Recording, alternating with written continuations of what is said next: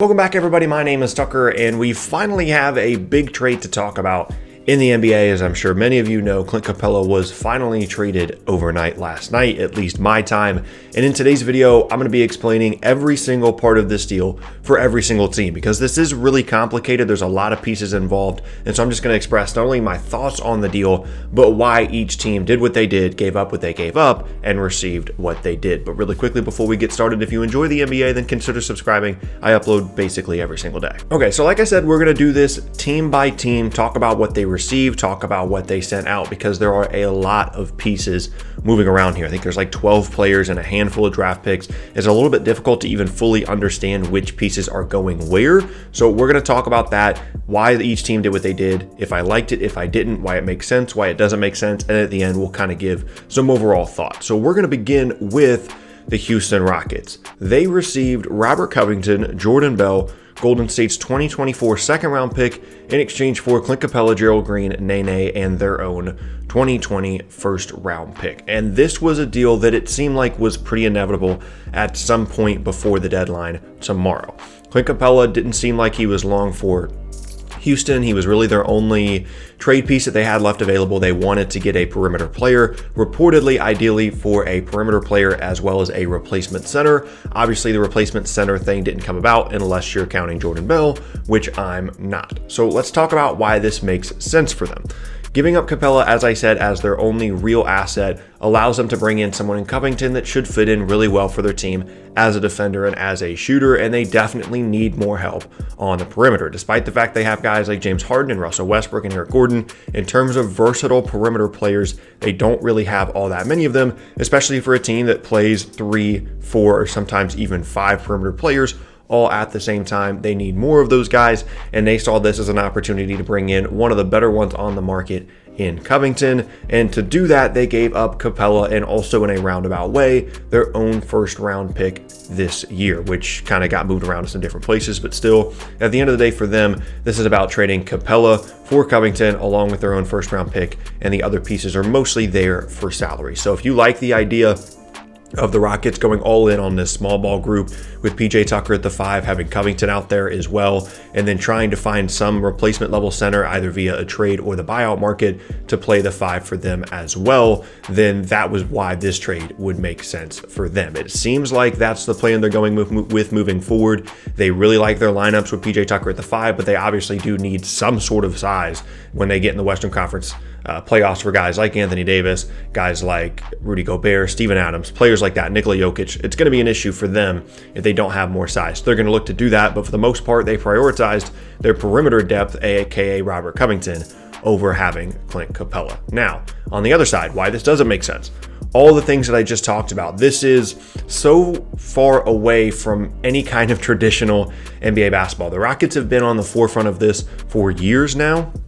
But to go so far as trading away your starting center that's locked up on a relatively team-friendly deal for the next handful of seasons in exchange for another perimeter player when you don't really have a 5 to play and you're just going to be putting out PJ Tucker at the 5 spot every single night, no team has ever done this. And if you're someone that's thinking, you know, what in the world are they going to do when they get to the postseason, when they're playing against some of the better 5s in the league, or just on a nightly basis the rest of the way, how are they going to handle playing, you know, against some of these bigger 5s? That is the negative here for Houston. They're giving up their best big and a first in exchange for another perimeter player, and whether or not that works kind of remains to be seen. So maybe it'll end up working out because Capela's kind of been in and out of the lineup for most of the year with an injury, and they've been playing pretty well even without him. So maybe they just figured, hey, this is free value. Let's give up our pick. Let's give up a guy that hasn't really been in our lineup that much for Covington, and we'll see what happens. I'm really interested to see how this team plays now, as well as what other moves they could potentially try and make to bring in some other 5-man around the league. Okay, now let's move on to the Atlanta Hawks. They received Clint Capela and Nene in exchange for Evan Turner, the Brooklyn first-round pick that they got over the offseason, and Golden State's 2024 second-round pick. This is a team that has been heavily involved in discussions for multiple different 5s throughout the season, it seems like, whether it was maybe even Steven Adams or Andre Drummond, and now most recently Clint Capela. And when you think about what they're giving up here, to me, this is pretty good value. I'm seeing a lot of people on Twitter saying, why would the Hawks make this move? And from a contextual standpoint, in terms of what's the point of giving up young assets for a 5 when you can find other guys similar to Clint Capela that do 85 to 90% of what he does at less than half the cost? Why would you be giving up, this first round pick for that? That makes complete sense, right? But from a value standpoint, I still think Clint Capela is a really valuable player. He's someone that runs to the rim, someone that can rim protect. Maybe you can question the contract a little bit, but he's still young, still developing, and someone that's going to be an awesome pick and roll partner for Trae Young. And really the only thing you're giving up is that Brooklyn first round pick. Now, if that turns into a lottery pick, things certainly change a little bit here, but I would imagine that Brooklyn is going to find a way to make the postseason, and it will be somewhere in the 16 to 20 range, which is still valuable, but not maybe as valuable as someone like Clint Capela. If you honestly believe that you can draft a player in this draft class that is going to be better than Clint Capela over the next handful of seasons, then maybe you would say no to this deal if you're Atlanta. But from a value standpoint, I feel like it makes sense. Now, on the other hand, in terms of why this doesn't make sense for them, it's kind of what I talked about earlier. This is a team that's not close to contention, not close to playoff contention. And so trading any kind of younger assets for a player that's already on his second deal makes you struggle to see the logic in that a little bit, right? And this is a team that's tried to make a couple of moves now at this point to help Trae Young feel less frustrated, right? And make him feel like they're actually trying to get him help.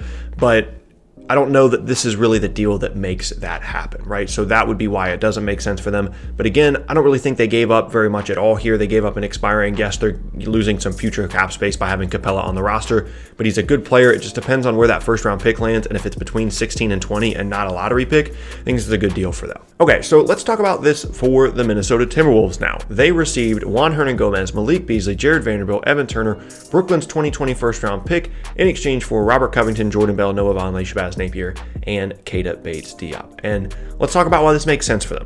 This is a team that's been trying to move Robert Covington for a couple of weeks now, and it seems like they finally found a deal that they either liked or just fell back on because they couldn't find other deals that were better than this one. So they're getting that Brooklyn first round pick, which, as I talked about in the previous section, could potentially be valuable for them depending on where it lands. But I think it has, other value down the road that I'll talk about in a little bit. And apart from that, it's Malik Beasley as a value piece here. And then, Evan Turner's an expiring contract. So you're technically getting out from under the Covington contract. Not that it was a bad one, but in terms of immediate salary relief, they do get that Evan Turner expiring. And then they're also getting Juan Hernangomez, who I think could be a good shooter, Jared Vanderbilt, who is still young. And they're giving up Covington, who has been a relatively coveted perimeter player over the last handful of weeks, someone that it seemed like was going to get moved to a contender or fringe contender, which ended up happening, him going to Houston. And this isn't awful value. Like, I don't love the fact that they gave up someone like Keita, Bates-Diop, who I think does still have some potential down the road. But apart from that, if you're just taking all those other guys out and you're just saying, okay, they're probably not going to turn into anything, they're just salary filler. When you're considering that and you're shipping out Covington in exchange for what could be a lottery pick, but again, is probably more likely in that 16 to 20 range, and Malik Beasley and some of these other guys like Hernangomez and Vanderbilt that could be something down the road, this actually makes a good amount of sense, assuming they want to bring back Malik Beasley in free agency, which I think they would. And I think he's actually going to be a pretty good player for them down the road as a shooter and a wing defender. And again, you have that first round pick as well. So that's why it makes sense. Covington doesn't 100% fit the timeline. His value is probably never going to be higher than this. And they got pretty good value out of a guy that I think they thought really highly of, but maybe around the league wasn't as highly thought of. Now, why this doesn't make sense is if you think Covington had more value than this, or if you think that it would have been better to offload him in the offseason, or if you think that just bringing in someone like Malik Beasley that's a restricted free agent this offseason is going to immediately offset the financial implications of this, of quote-unquote getting out from under the Covington salary, which again isn't really a big deal because he wasn't making that much. But if you're thinking that Malik Beasley is going to be making $10 million a year this offseason, then the financial benefit of this is pretty much a wash. Or if you're someone that thinks Keita, Bates-Diop is going to be something good down the road, then again, maybe you don't love this deal. Now, moving forward for Minnesota, I think this is the more important part. They were trying to shop Robert Covington to Golden State in a D'Angelo Russell deal, and they were saying no. And so, they said, okay, we'll turn around and we'll try and find something else. Reportedly, what they're trying to do is send Wiggins to Golden State and some draft picks in exchange for D'Angelo Russell. That's the price that they're working with right now. The problem is they don't want to give up their own first round pick this year unprotected to Golden State, which is completely understandable, nor honestly should they make that deal. So they decided to go out, let's try and get some other draft picks in exchange for someone like Robert Covington, who Golden State reportedly isn't all that interested in, and see if that changes things for them. So now they can come back and say, hey, we have this Brooklyn first round pick. We can also give you our own first round pick, top 10 protected. And Andrew Wiggins, does that change your mind at all on D'Angelo Russell? Now, I really don't think the D'Lo thing is going to happen because Golden State has continued to say no to pretty much all offers that don't involve unprotected firsts from the team that's making the deal, aka Minnesota in this case. And maybe this is something that they will eventually do because Minnesota is so desperate apparently to bring in D'Angelo Russell, but it doesn't seem like that's going to happen. But that's one of the reasons why Minnesota is getting this first round pick, is to continue to try and pry D'Angelo away from Golden State over the next 36 hours or so before the trade deadline. And last up now is the Denver Nuggets. And this was kind of a surprise team to be put in this. It kind of developed a little bit more along the process in terms of them potentially being involved in this deal. But the fourth team, for the most part, it seemed like would be the Warriors. If the D'Lo thing came together, it never did. And now they are here to, in some ways, grease the wheels and help this trade along with some salary stuff, but in other ways, benefit themselves potentially for more trades down the road. So they got Gerald Green, Noah Vonleh, Shabazz Napier, Keita Bates-Diop, and Houston's 2020 first round pick in exchange for Malik Beasley, Juan Hernangomez, and Jared Vanderbilt. So they are basically trading those young guys for the first round pick and Bates-Diop, depending on what you think of him. And then Napier and Vonleh could be good bench options for them. Napier is a scoring guard off the bench, Vonleh as a versatile front court guy. Don't think they're going to be huge additions for them off the bench, but they at least do provide some depth and replace some of the depth that they're losing in Beasley, Hernangomez, and to a much lesser extent, Vanderbilt. Green is a wash here. He's out for the year with an injury. He is here for salary matching purposes. Now, of course, there's the first round pick here involved as well. Now, it's Houston. They're going to make the playoffs. It's going to be somewhere in the 20s. Not immensely valuable, but when you're considering that Beasley is a restricted free agent this offseason and they weren't likely to re-sign him at a number that he would be happy with, at least getting some value out of him makes sense. However, I would not be surprised if they don't hang on to this first round pick for very long, whether it's a Jrue Holiday trade, which seems very, very unlikely given the fact that the Pelicans are playing better without Zion and could potentially make the postseason this year, and they don't seem to be in a hurry to trade away Jrue. I don't know how likely that is, but with this extra first round pick in their pocket, considering that they didn't have their own this year because they already traded it for Jeremy Grant in the offseason, having this extra pick definitely helps Denver as we get closer to the deadline, depending on what other targets become available for them. So in terms of value, if you think that Malik Beasley is a guy that it wasn't really worth it to re-sign, he is maybe a little bit overrated, then you probably like this deal because you're getting the first round pick. While on the other hand, if you like Malik Beasley, you're looking at this and saying, we gave up some bench guys for some bench guys, and then we're giving up a late 20s pick for someone like Malik Beasley that you think is actually pretty good, then you probably don't like this deal. Okay, so at the end of the day, this is a wildly complicated trade. I think I read that it's like the second most players ever involved in a trade, or at least the second most since 2000 in the Patrick Ewing deal.